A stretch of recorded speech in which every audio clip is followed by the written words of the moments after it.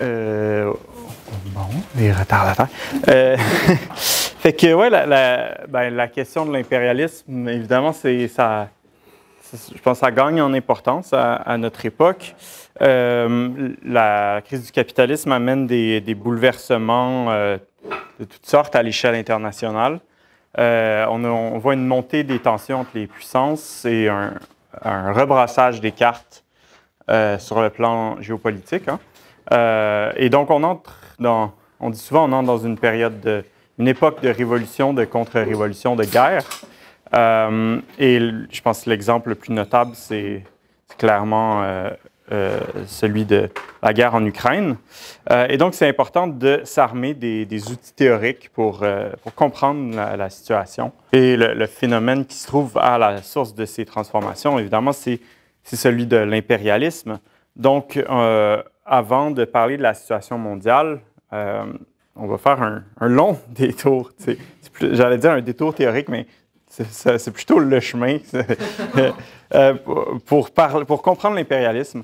Et les marxistes, donc, on a été amenés à étudier l'impérialisme avec l'éclatement de la Première Guerre mondiale. Et bon, on a la guerre en Ukraine qui nous amène à faire la même chose. Avec la Première Guerre mondiale, chaque camp en guerre blâmait l'autre pour le déclenchement de la guerre. Il y avait un parti socialiste après l'autre en Europe, à l'exception des Russes et des Serbes, est tombé dans le piège et s'est rangé derrière sa propre bourgeoisie, l'a soutenu dans la guerre. Donc, c'était une énorme trahison de la classe ouvrière qui a été envoyée se faire massacrer pour le pillage du monde par les capitalistes. Et on voit un peu la même chose aujourd'hui avec la guerre en Ukraine. Un côté dit c'est la faute à Poutine, l'autre c'est la faute à Biden, whatever. D'un côté, on a des soi-disant anti-impérialistes qui se rangent derrière Poutine dans sa guerre criminelle sous prétexte que les États-Unis sont la première puissance impérialiste, comme si la Russie n'était pas aussi impérialiste. Et de l'autre, on a des gauchistes, des anarchistes, des solidaires, beaucoup des solidaires, voire des marxistes qui appuient les dépenses massives en armement et se font les cheerleaders de l'OTAN, le plus grand groupe de bandits sur la planète. Et tout ça sous prétexte que l'invasion de l'Ukraine ferait partie d'une politique impérialiste de Poutine.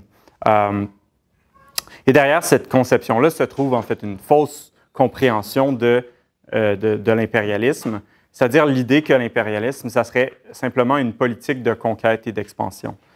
Et c'est ce genre de conception fausse qui mène à des positions politiques désastreuses et que c'est ça qu'ont démoli les bolcheviks au début du 20e siècle, avec quand ils ont développé les outils marxistes concernant l'impérialisme. C'est notamment Lénine et Boukharine qui ont développé ça. Lénine, dans son livre « L'impérialisme, stade suprême du capitalisme », disponible dans notre magasin. Donc, Lénine va expliquer que l'impérialisme, c'est pas juste une politique, hein, c'est pas juste adopté par un politicien ici et là, selon son gré, mais c'est un phénomène objectif aux racines économiques qui détermine l'action des États à partir d'un certain stade du capitalisme. Donc, comme l'explique Lénine, l'impérialisme prend racine dans le développement des monopoles à partir de la fin du 19e siècle. Donc, ici, on va faire une petite clarification sémantique. On pourrait dire qu'il y a eu des empires, qu'il y a eu de l'impérialisme avant la fin du 19e siècle, qu'on parle de l'Empire romain ou d'Alexandre le Grand, de Napoléon. Avec eux-mêmes, il y avait des conquêtes, l'asservissement, la colonisation d'autres peuples. Et c'est vrai, donc, on pourrait utiliser le mot impérialisme pour décrire ça, mais ça serait un peu jouer avec les mots. Parce que ces impérialistes-là, anciens et l'impérialisme moderne, ont un contenu qui est différent. Et c'est ça qui importe de comprendre. Autrement, on évacue ce qui le distingue des périodes précédentes et on transforme le concept d'impérialisme en une abstraction vide qui ne nous apprend rien. Alors, qu'est-ce que c'est l'impérialisme à notre époque? Lénine explique que si on voulait donner la définition la plus brève possible de l'impérialisme, on pourrait dire que c'est la phase monopoliste du capitalisme. Donc, je vais vous expliquer pourquoi on va commencer par parler des monopoles. Donc, c'est Marx déjà qui avait fait une prédiction brillante en expliquant que le capitalisme tendait à la concentration, donc que le libre-échange tend au monopole de façon contradictoire. Les capitalistes les plus compétitifs vont battre leurs concurrents et vont les racheter. Les capitalistes de plus en plus gros vont se mettre à profiter de leur poids pour écraser les petits par toutes sortes de stratégies de concurrence loyale et déloyale, des économies d'échelle, mais aussi du dumping, des prix sous le marché pour ruiner la compétition, ou utiliser des méthodes comme interdire à leurs propres fournisseurs de vendre à leurs concurrents. Et donc, il y a des monopoles comme ça qui se mettent à dominer la production. Et on voit donc, c'est ça, que le libre-échange, qui est censé être la loi d'airain du capitalisme, va conduire en réalité au monopole et va n'exister, en fait, un pur libre-échange, ça va exister que pour une très courte période dans l'histoire du capitalisme. Dès 1873 environ, selon Lénine, il y a une crise économique en 1973, à 1873, on peut voir se développer de plus en plus de monopoles et de cartels. Par cartel, est-ce que tout le monde comprend c'est quoi un cartel? C'est une entente entre des gros capitalistes pour contourner les lois du marché, pour fixer les prix, pour faire une concurrence déloyale, pour se diviser des marchés géographiquement, déterminer la quantité à produire, etc. Pour un peu contourner les règles du marché. Ou les lois du marché. Depuis, ce phénomène-là, ça a continué. C'est toujours le cas aujourd'hui. La tendance à la concentration a continué de plus belle. Donc, il y a les chercheurs Kwon, et Zimmerman qui ont calculé que depuis les années 30, je cite, depuis les années 30, la part de l'économie américaine dominée par les 1% d'entreprises les plus importantes, classées en fonction de leurs actifs, est passée de 70 à 90%. Dans le même temps, la part des actifs des 0,1% d'entreprises les plus importantes est passée de 47% à 88%. Donc, on voit ainsi apparaître ces giga-entreprises actives dans toutes sortes de domaines, plus riches que certains pays, donc les Amazon, Walmart, ExxonMobil, et surtout les banques comme la JP Morgan Chase, une méga entreprise à la tête de toute la planète, quoi. Je vais y revenir. Cette concentration toujours grandissante se retrouve dans tous les secteurs de l'économie. On a aussi les cartels aussi, ça n'a pas disparu. Ils ont été supposément illégalisés un peu à partir de la Deuxième Guerre mondiale, mais pas vraiment. Il y a toujours certains cartels tout à fait légaux, comme l'OPEP. Donc, ils sont censés être illégaux de plus en plus à partir des années 90. Entre 1994 et 2006, l'Union européenne et les États-Unis ont donné des milliards de dollars d'amende à une liste de cartels longue comme le bras. Donc, des dizaines et des dizaines de cartels dans la bière, l'acide citrique, les diamants, le ciment, le transport maritime, les aiguilles à tisser. Donc, ça existe tout à fait encore, les cartels, même si officiellement, ce n'est pas le cas.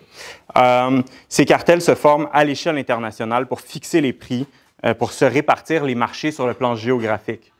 Pour dire, nous, on a l'Afrique, toi, tu as l'Amérique du Sud, mettons. C'est là qu'on vend nos aiguilles à tisser. Bref, la concentration prévue par Marx, c'est un fait qui est tout à fait avéré et qui a continué de plus belle depuis. Et en fait, chaque nouvelle crise économique va accroître la concentration alors que les petits capitalistes font faillite et se font racheter par les gros. Et donc, c'est ça, on a concentration. Et cette concentration-là a lieu notamment dans le domaine bancaire. Un chiffre, dans les pays de l'OCDE, les 3 plus grosses banques de chaque pays possèdent en moyenne 68% des actifs bancaires. Encore une fois, extrêmement concentrés. Les banques, donc, et aussi un changement dans le milieu des banques, elles étaient à l'origine un intermédiaire entre les paiements. Je ne sais pas si Vincent en a parlé de ça dans la dernière présentation, mais elles sont transformées en monopoles qui ont à leur disposition essentiellement tout le capital argent de l'ensemble des capitalistes, des petits patrons, des travailleurs. Et donc, elles s'enrichissent en réinvestissant, en prêtant, en spéculant avec le capital mis à leur disposition par leurs clients, par d'autres personnes. Donc, et maintenant, le rôle d'intermédiaire des paiements est devenu tellement secondaire depuis l'époque de Lénine qu'on a vu émerger les fonds d'investissement qui ne se préoccupent même plus de prêter de l'argent ou d'être des banques. Elles s'occupent seulement de spéculer et de réinvestir de l'argent. C'est donc le cas de méga fonds d'investissement comme BlackRock ou Vanguard ou Berkshire Hathaway. Donc, pour vous donner une idée du poids de ces banques et fonds d'investissement, les 10 plus riches sociétés sur la planète possèdent, donc en termes d'actifs, c'est-à-dire, possèdent à elles seules 39 000 milliards de dollars. Donc, c'est plus riche que la plupart, presque tous les pays. En fait, les 49 plus grosses sociétés sur la planète en termes d'actifs sont des banques ou des groupes d'investissement. Ces monopoles bancaires sont d'autant plus puissants avec ce que Lénine appelle le système des participations, c'est-à-dire qu'une banque peut posséder des parts dans une autre banque ou une entreprise, donc va posséder des actions, quoi. Et si on regarde le système bancaire américain, à sa surface, on pourrait croire que c'est le moins concentré au monde. Il y a quelque chose comme 4000 petites banques aux États-Unis. Ça, c'est revenu dans l'actualité récemment avec la faillite de SVB. Et des autres, là, il y en a une couple. Mais en fait, ça cache le fait que si tu vas voir qui possède ces petites banques, tu vas constater qu'elles sont possédées à 5, 10, 15 % par qui? Par BlackRock, Vanguard, JP Morgan, etc., etc. Et donc, Lénine va faire remarquer que la concentration bancaire, l'accumulation de capital toujours plus grande entre les mains des banques, amène celles-ci à réinvestir leurs capitaux dans les industries productives. Donc, les banques vont acquérir des parts dans diverses compagnies, non seulement dans des industries productives. Et donc, les industries sont donc ce qu'on pourrait appeler le capital industriel, devient dépendant des banques pour obtenir du crédit, du financement, mais aussi les industries deviennent possédées par les banques. Et donc, de sorte qu'on assiste à une domination des banques sur les industries, à une fusion, à une interpénétration du capital bancaire et du capital industriel. Donc, je pense que c'est peut-être que Vincent a parlé de ça tantôt, sinon il va vous en parler dans la discussion, je pense. C'est ce phénomène que les marxistes appellent le capital financier. Et donc, on a une oligarchie financière, un petit groupe d'ultra-riches qui exercent un contrôle monopolistique sur l'économie par leur contrôle sur les banques, les industries. Une classe de ce que Lénine appelle une classe de rentiers apparaît. Des gens qui vivent de la tonte des coupons, dit-il. Donc, ils sont entièrement oisifs et ils vivent sur les revenus de leurs investissements, donc sur les dividendes et les intérêts. Donc, des gens qui ne font rien et qui sont complètement détachés de la production. Donc, pourquoi je vous parle des monopoles et des cartels, du capital financier? Bien, on voit le capital financier possède une énorme partie de la production et des capitaux entre ses mains. Ça signifie qu'il domine la vie économique des pays, joue un rôle immense dans la production qui vont dominer. Le capital financier a essentiellement pénétré tous les aspects de la vie sociale. Il y a ces mille un liens avec l'État aussi. À la tête de l'État qu'on retrouve dans les gouvernements, dans les ministères, sur les bancs de députés, on trouve des anciens banquiers, des anciens capitalistes qui siègent sur les conseils d'administration des sociétés d'État, des banquiers, etc. Et aussi, des fois, les politiciens vont faire le saut inverse, vont aller devenir des banquiers, etc. Donc, il y a encore une fois une interpénétration de la vie politique, surtout de l'État et des banques. Le capital financier domine l'État, lui impose sa volonté, et l'État est devenu l'outil du capital financier à l'époque impérialiste. Donc, Lénine dit que l'impérialisme est donc aussi la fusion du capital financier et de l'État. Et vous pouvez être certain que les banques vont s'assurer que leurs intérêts sont représentés dans la politique des pays et aussi dans la politique internationale des États, dans la diplomatie, dans la géopolitique. Alors, tout ça, comment ça mène à l'impérialisme? Eh bien, ces monopoles financiers vont toujours chercher plus d'avenues d'investissement pour leurs capitaux. À un moment donné, avec la concentration, on en arrive à une saturation en capitaux dans les pays capitalistes avancés. Les monopoles vont se mettre à chercher des avenues plus profitables pour leurs investissements. Les capitaux vont se mettre à déborder des pays capitalistes avancés, à s'étendre à l'échelle internationale. Alors que l'époque du libre-échange était caractérisée par l'importance de l'exportation des marchandises, à l'époque monopolistique, à l'époque de l'impérialisme, c'est plutôt caractérisé par l'importance qu'acquiert l'exportation de capitaux. Alors, cette exportation de capitaux, elle va prendre la forme soit d'investissement, en construisant des usines, par exemple, en développant les ressources naturelles, les mines, les puits de pétrole, etc., ou sous la forme de crédit, par des prêts au gouvernement ou aux entreprises locales à travers le monde.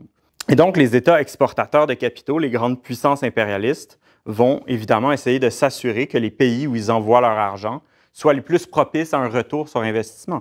Et donc, par l'outil ce qu'ils appellent en termes, par l'euphémisme soft power ou hard power, par la diplomatie ou la guerre, ils vont imposer aux pays leur domination, aux pays sous leur domination, des conditions qui leur sont avantageuses, en maintenant la main-d'œuvre docile et bon marché, donc en demandant à leurs amis les dictateurs de réprimer les syndicats et compagnie.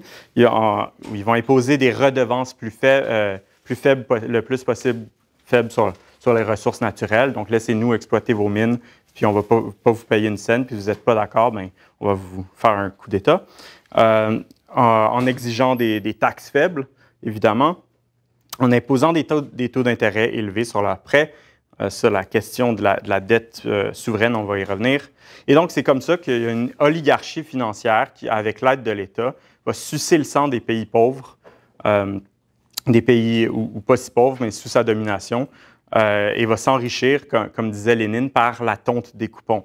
Les richesses vont quitter les pays du tiers-monde vers les pays impérialistes sous forme de profits, de dividendes et d'intérêts.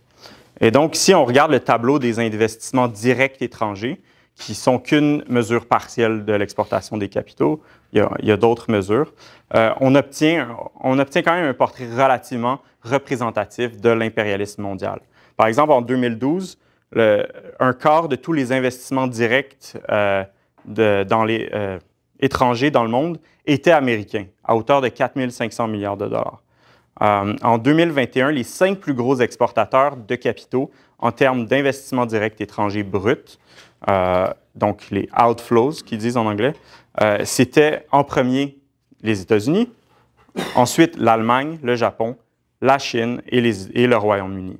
Et donc, on voit que la Chine traîne encore de la patte dans son impérialisme. Elle a encore des croûtes à manger parce que ce n'est pas proportionné comparativement à son poids économique, qui est le deuxième sur la planète. Alors, au début du 20e siècle, on voit donc la montée en puissance de ces monopoles et cartels français, anglais, allemands, belges, italiens, etc., hollandais. Ça a mené ces pays à se lancer dans une véritable course pour le partage du monde, une lutte pour le contrôle des occasions d'investissement. Donc, en plus des besoins stratégiques plus classiques, parce que ce n'est pas juste l'exportation des capitaux, c'est aussi les marchés, le contrôle des marchés, le contrôle de la main-d'œuvre pas chère, le contrôle des zones d'influence et particulièrement le contrôle des ressources naturelles. Donc, et à l'époque, c'était beaucoup le pétrole, mais aujourd'hui, on pourrait parler plutôt du lithium et des minéraux critiques, la course pour les technologies en matière de batteries électriques, de puces électroniques. Et c'est ça, par exemple, qui pousse le Canada à adopter une posture de protectionnisme contre la Chine en matière de minéraux critiques. C'est ça, c'est cette course aux zones d'influence, aux marchés, aux occasions d'investissement, tout ça, aux ressources naturelles, c'est ça qui motive l'extension massive de la politique coloniale des États à partir de la fin du 19e siècle. Donc, on a les grands États capitalistes, la France et l'Angleterre en premier, qui ont conquis la planète, asservissant et colonisant brutalement le reste du monde.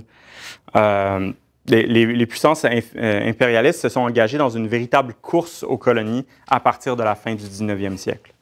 L'Angleterre et la France en premier, parce que c'était les plus grandes puissances.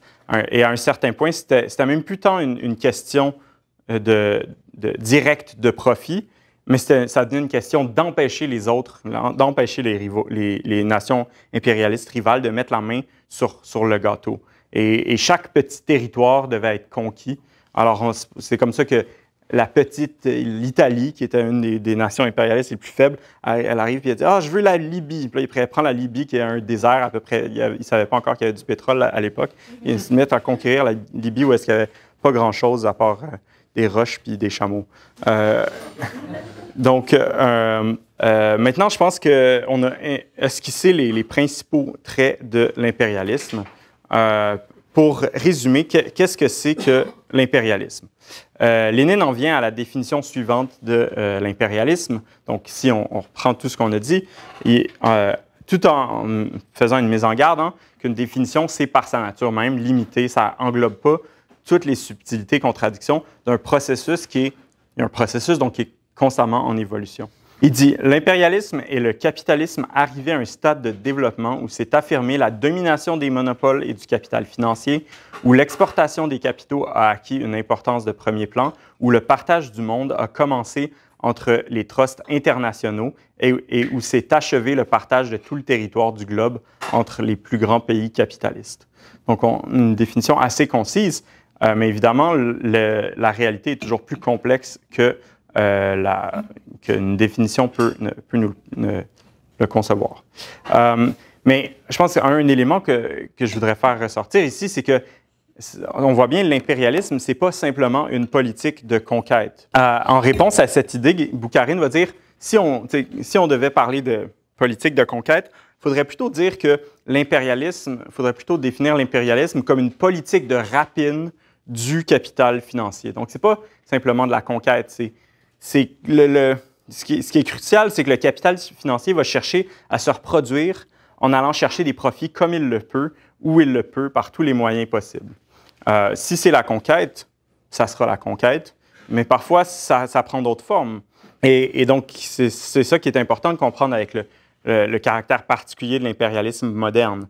En fait, la forme est assez secondaire dans les différentes formes de domination. Il y a différentes formes de domination impérialiste. Et ici, je vais citer Lénine, il dit « Cette époque n'est pas seulement caractérisée par les deux groupes principaux de pays, possesseurs de colonies et pays coloniaux, mais encore par des formes variées de pays dépendants qui, nominalement, jouissent de l'indépendance politique, mais qui, en réalité, sont pris dans les filets d'une dépendance financière et diplomatique. » Donc, ça serait une vision complètement simpliste que de s'imaginer que l'impérialisme a disparu depuis les révolutions coloniales ou que les seules politiques impérialistes sont celles qui prennent la forme de conquête, comme la conquête de l'Ukraine par la Russie. Et un bon exemple qu'on pourrait prendre, c'est celui de la France-Afrique. Les colonies françaises qui ont obtenu leur indépendance officielle lors du mouvement des révolutions coloniales dans la période d'après-guerre. La France les a maintenues, en fait, sous sa domination à travers le système monétaire du franc CFA, dont font encore partie 15 pays africains. Et c'est une monnaie qui est émise et contrôlée par la France et dont le cours est fixé sur l'euro. Et ce système oblige ces pays à mettre 70 % de leurs réserves dans le trésor français. Ça donne beaucoup de pouvoir à la France sur les budgets et les commerces, et le commerce de ces pays africains. Ça les place à la merci des banques françaises.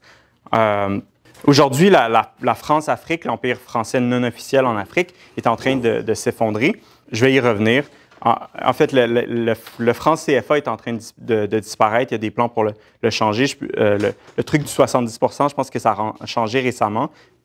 Mais sous cette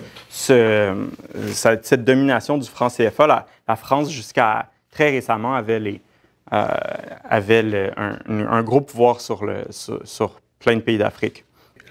Pour vous donner un portrait aussi d'une forme de domination qui existe encore, la France domine toujours le Tchad, par exemple, et dans une moindre mesure le Niger.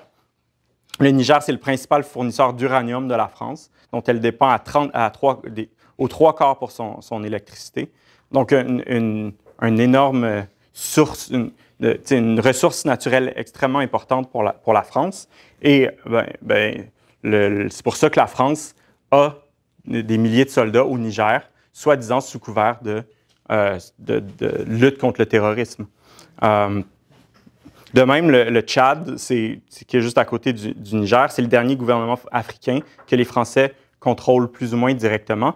Officiellement, c'est un gouvernement souverain, mais pour vous donner une idée, le gouvernement du dictateur Déby n'est au pouvoir que parce que l'armée française est tout le temps là pour le défendre contre différentes attaques de rebelles. Puis l'armée française est postée à la capitale, puis ils bombardent les rebelles qui attaquent la capitale. Ils sont là, ils maintiennent le gouvernement au pouvoir essentiellement, même si c'est un gouvernement souverain, soi-disant. Un autre exemple de l'impérialisme sans conquête à notre époque, c'est celui du système de la dette. Dans son livre L'impérialisme, Lénine affirme que le monde s'est divisé en une poignée d'États usuriers et une vaste majorité d'États débiteurs. Et c'est encore plus vrai aujourd'hui. Les pays pauvres sont à la merci de leurs créditeurs dans les grandes banques et les institutions financières internationales comme le FMI et la Banque mondiale. Par exemple, en 2021, la dette publique des pays en développement atteignait 11 500 milliards de dollars. Et donc, pour la même année, ces pays ont payé 400 milliards de dollars en service de la dette, ce qui est 2 fois plus que le généreux 200 milliards de dollars qu'ils ont obtenu en aide au développement. Et donc, cet argent-là, c'est de l'argent qui n'est pas dépensé en programmes sociaux, en infrastructures, en éducation. Cet argent-là, il est siphonné de ces pays-là pour les maintenir dans la pauvreté, puis dépendants des pays capitalistes avancés. Et ça sert d'arme à l'oligarchie financière pour imposer sa volonté aux pays pauvres. Les banques obligent les pays endettés à adopter certaines politiques qui leur conviennent en échange de financement, d'extension du prêt, etc. Par exemple, ils demandent souvent, ils disent « Ah, ben on ne va pas vous réduire votre prêt ou vous refinancer votre prêt si vous n'adoptez pas des privatisations, des politiques d'austérité, des conditions commerciales avantageuses pour le pays prêteur, etc. » Donc, Lénine dit c'est un système mondial d'oppression coloniale et d'étranglement financier de l'écrasante majorité de la population mondiale par une poignée de pays avancés. Mais, pour revenir à la situation d'aujourd'hui, il y a un nouveau joueur sur le marché de la dette souveraine, des dettes d'État, la Chine, qui est en train de devenir un créditeur de plus en plus important sur la scène de la dette souveraine. Et donc, récemment, on avait le Fonds monétaire international, la Banque mondiale et d'autres créditeurs internationaux occidentaux qui se plaignaient que la Chine ne respecte pas les règles établies, leurs règles. Les banques et gouvernements occidentaux ont formé, dans les années 90, si je me souviens bien, le Club de Paris, un club d'usuriers, un club de banquiers qui font front commun et adoptent des règles communes pour forcer les États pauvres et endettés à rembourser leurs dettes, qui établissent les conditions de paiement, etc. Ils s'entendent essentiellement pour dire c'est qui va être remboursé en premier et sous quelles conditions quand il y a un État pauvre qui doit repayer sa dette. Mais la Chine refuse de rejoindre leur petit club de Paris. Et le problème étant que maintenant, il y a un conflit entre la Chine et le club de Paris sur qui devrait être remboursé en premier. Par exemple, il y a le cas de la Zambie en ce moment qui leur pose problème. Et aussi sur qui va imposer des conditions aux pays pauvres, qui va décider d'obtenir des conditions favorables, par exemple, en échange d'une extension du prêt. Donc, un problème on va y revenir, mais qui est posé par la montée de la Chine. Maintenant, parlons de la guerre, ça fait partie du titre. Vous vouliez du gore. Qu'en est-il de la guerre sous l'impérialisme? On peut prendre l'exemple de la Première Guerre mondiale. Lénine va expliquer qu'à l'époque de l'impérialisme, les plus grands pays capitalistes ont achevé de se partager tout le territoire du globe. Ce partage était basé sur la domination de l'Angleterre et de la France. Et comme le dit Lénine, le partage des zones d'influence, des intérêts, des colonies, etc., repose sur la force de ceux qui prennent part au partage, la force économique, financière, militaire, etc. Or, les forces respectives de ces participants au partage varient d'une façon inégale, car il ne peut y avoir en régime capitaliste de développement uniforme des entreprises, des trusts, des industries, des pays. Effectivement, ce serait absurde de s'imaginer que les rapports de force entre les pays reste inchangé dans le temps. Et donc, nous dit Lénine, les alliances inter-impérialistes, donc l'état du partage du monde entre les puissances, ne sont jamais que des trêves entre les guerres. Il dit, les alliances pacifiques préparent les guerres et à leur tour naissent de la guerre. Elles se conditionnent les unes les autres, engendrant des alternatives de lutte pacifique et de lutte non pacifique sur une seule et même base, celle des liens et des rapports impérialistes de l'économie mondiale et de la politique mondiale. Et c'est ça qu'on va voir avec la Première Guerre mondiale. Dans les années qui précèdent la Première Guerre mondiale, l'Allemagne monte en puissance. L'Allemagne commence à rivaliser avec l'Angleterre et la France. Le rapport de force se transforme. Et l'Allemagne considère qu'elle ne reçoit pas sa juste part dans le butin de l'exploitation des colonies.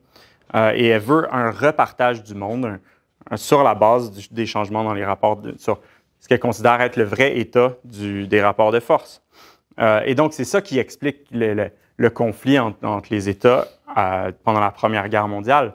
C'est simplement sur qui va contrôler le butin de l'exploitation impérialiste. Est-ce que ça fait de l'Allemagne la responsable de la coupable de la Première Guerre mondiale? Non.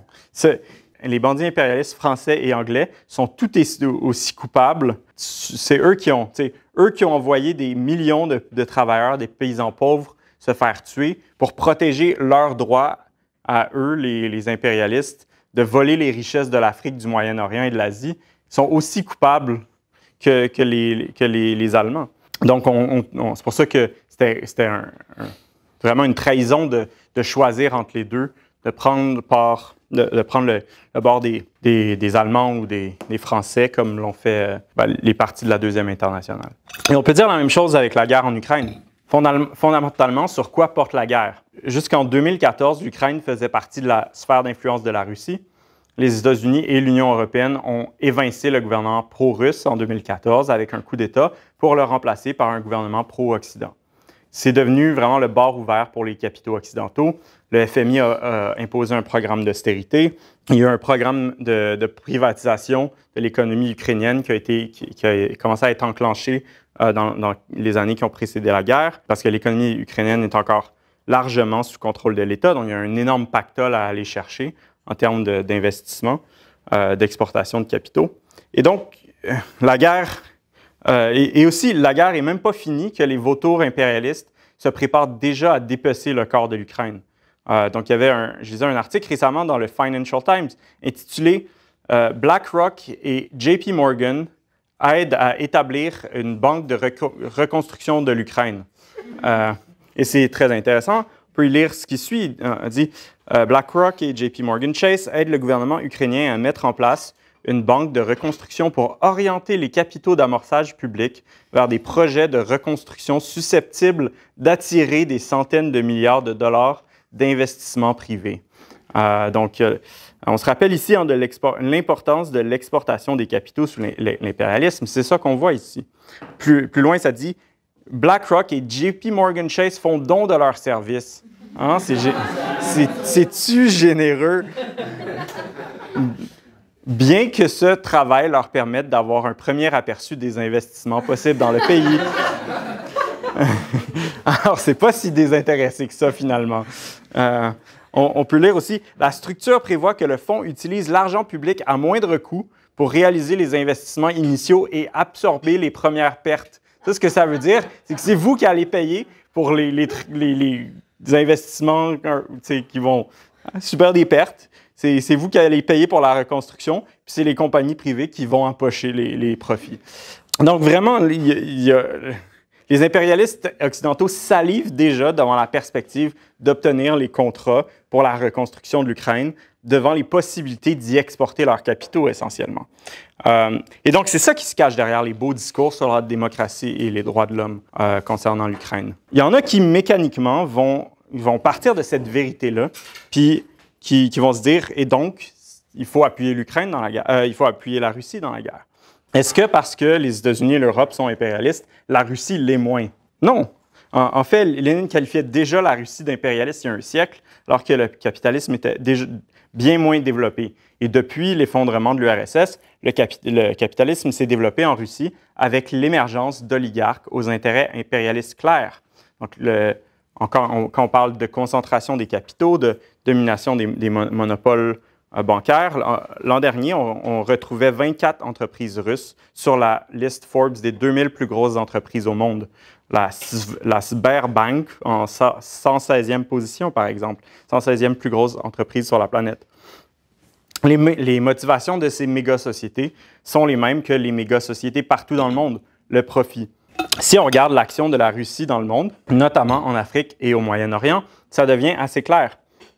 Donc, je parlais de la France-Afrique tantôt, mais il y a une guerre cachée entre la France et la Russie en Afrique depuis une dizaine d'années à travers le fameux groupe de mercenaires Wagner. La Russie a démantelé l'Empire français en Afrique, un pays après l'autre. Les troupes de Wagner se sont trouvées des alliés, puis les ont aidés à prendre le pouvoir en renversant un régime français après l'autre en République centrafricaine, au Mali, au Burkina Faso, dans les quelques dernières années. Wagner est présent aussi en Côte d'Ivoire, il veut faire la même chose. Il aide aussi un seigneur de guerre dans le sud de la Libye. Il aide Hemeti, le RSF, au Soudan. Il appuie aussi des rebelles anti-français au Tchad. Et les Russes font tout ça sous couvert d'anti-impérialisme, supposément. Ils utilisent le passé colonial de la France comme outil de propagande. Et donc, ça leur donne un certain succès. Mais en réalité, derrière tout ça se cache une lutte pour le contrôle des puits de pétrole et des mines en Afrique. Des mines et des puits de pétrole que Wagner s'est approprié par la pointe du fusil dans les dernières années. Là. En République centrafricaine, par exemple, Wagner est juste débarqué dans une mine canadienne, une mine d'or. Il est arrivé, vous décalissez, c'est à nous maintenant. Puis là, après ça, il est allé voir le gouvernement. Puis il lui a dit, maintenant, on est tes gardes du corps. Si tu n'es pas d'accord, fait que maintenant, le gouvernement centrafricain est dominé par les Russes, essentiellement. Et donc, on a toute une série comme ça de gouvernements en Afrique qui sont alignés avec la Russie dans les dernières années. Et je pense que c'est assez clair, c'est quoi les motivations de la Russie ici? Est-ce que c'est impérialiste? On a une oligarchie d'ultra riches qui contrôle des banques et des monopoles gaziers et pétroliers et qui utilisent la politique étrangère pour développer ses intérêts. En Afrique, ça prend la forme d'un contrôle des ressources naturelles, des zones d'influence et de l'affaiblissement de leurs rivales français. Donc, dans le cas de l'Ukraine, l'oligarchie russe l'a envahi pour récupérer une zone d'influence, un marché des ressources naturelles qu'elle considère lui appartenir. Et ça serait donc une trahison du prolétariat russe et ukrainien que d'appuyer ce groupe de bandits. Ça ne justifie pas pour autant d'appuyer l'OTAN, mais quel genre de marxiste on serait de se ranger derrière le groupe des impérialistes américains et européens sous prétexte que eux, leur exploitation, leur rapinage de l'Ukraine, c'est fait par un coup d'État plutôt que par une invasion. Bref, on n'a pas à choisir entre deux groupes de bandits impérialistes. Maintenant, on est déjà un peu dans le sujet. Quel portrait est-ce qu'on peut dresser de l'impérialisme au 21e siècle? Après la Deuxième Guerre mondiale, les États-Unis avaient été consacrés première puissance mondiale avec comme seul rival l'URSS. Puis, la dissolution de l'URSS a laissé les États-Unis comme seule puissance hégémonique. Et à ce moment-là, tous les bourgeois ont déclaré victoire, non, pas tous les bourgeois. Les bourgeois américains ont déclaré victoire, la victoire ultime du capitalisme, la fin de l'histoire, selon l'expression malheureuse de Fukuyama. Mais ils ont rapidement déchanté avec la crise de 2008 qui a montré que le système capitaliste était loin d'avoir réglé ses contradictions. Et l'échec catastrophique des invasions de l'Afghanistan et de l'Irak, puis en Syrie, ça a montré le déclin relatif des États-Unis. Mais la guerre en Ukraine, c'est en train d'accélérer le processus. Les États-Unis ont provoqué la Russie pour l'attirer dans une guerre longue et coûteuse et pour l'isoler sur le plan international. Et c'est possible qu'ils atteignent cet objectif à court terme en affaiblissant la Russie et le régime de Poutine. Donc, on a vu l'affaire Prigojine, qui est un signe des cracks dans le régime de Poutine, mais c'est en train de se transformer en victoire à la pire russe en ce moment.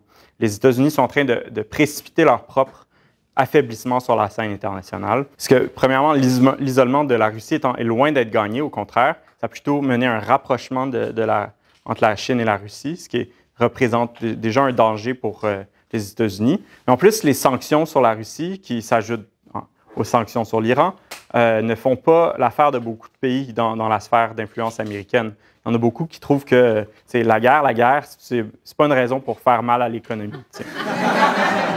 Et donc, on voit un éloignement de certains alliés traditionnels des États-Unis. Si on regarde, par exemple, le Moyen-Orient, on voit, par exemple, Israël et l'Arabie saoudite sont les deux plus importants partenaires des États-Unis dans la région depuis très longtemps, mais sont en train de prendre une posture de plus en plus indépendante. Israël a refusé de prendre parti entre l'Ukraine et la Russie, a refusé de dénoncer l'invasion de l'Ukraine. L'Arabie saoudite a réussi ce que beaucoup croyaient impossible, c'est-à-dire l'Arabie saoudite a conclu un accord avec son ennemi traditionnel, l'Iran, et il y a eu un cessez-le-feu dans la guerre de proxy entre les deux pays au Yémen. Et le tout a été possible grâce à la médiation de qui? Est-ce qu'il y a quelqu'un qui peut deviner? La Chine, oui. Et donc, en fait, le centre d'attention de la géopolitique au Moyen-Orient dans les 30 dernières années s'est déplacé du Moyen-Orient dans les 30 dernières années vers l'Asie-Pacifique. Et donc, ça fait que les alliés des États-Unis voient bien que le grand frère est plus capable d'avoir la même présence dans la région. Ça leur donne à la fois plus d'indépendance, mais aussi ils sentent qu'ils ne pourront plus compter sur les États-Unis pour toujours. Et donc, c'est ça, ils se font de plus en plus indépendants. Et c'est ça, on voit une montée de toute une série de puissances régionales, de puissances qui font bande à part. On pourrait parler de la Turquie, qui est un cas des plus clairs, mais aussi l'Inde qui balance entre les deux blocs, le Brésil aussi qui se met à balancer entre les deux, et d'autres encore. Des pays encore sous l'influence et la domination impérialiste, mais qui développent leurs propres intérêts impérialistes, qui ont leur propre oligarchie financière, leurs propres intérêts. Mais évidemment, le cas le plus notable, c'est clairement la Chine. Hein? La Chine qui est la deuxième économie mondiale. Aujourd'hui, si on prend la liste des 2000 plus grosses entreprises sur la planète, 611 viennent des États-Unis et 346 en deuxième position viennent de Chine. Et ce qui compte ici, c'est la tendance. C'est dans quelle direction ça va. On voit constamment que la place occupée par les compagnies chinoises grandit alors que celle des États-Unis diminue. L'impérialisme chinois prend une place toujours plus grande sur la scène mondiale. Donc, par exemple, encore une fois, un signe des changements des rapports de force entre les deux pays. La Chine est devenue le premier partenaire commercial de nombreux pays d'Amérique du Sud, qui est censé être le backyard des États-Unis, la cour arrière des États-Unis. Et le deuxième partenaire commercial de la quasi-totalité de l'Amérique latine et des Caraïbes. En Afrique aussi, la Chine a maintenant des troupes, une base au Djibouti, exploite des mines, commence à s'insérer dans le tissu des influences et de la diplomatie secrète.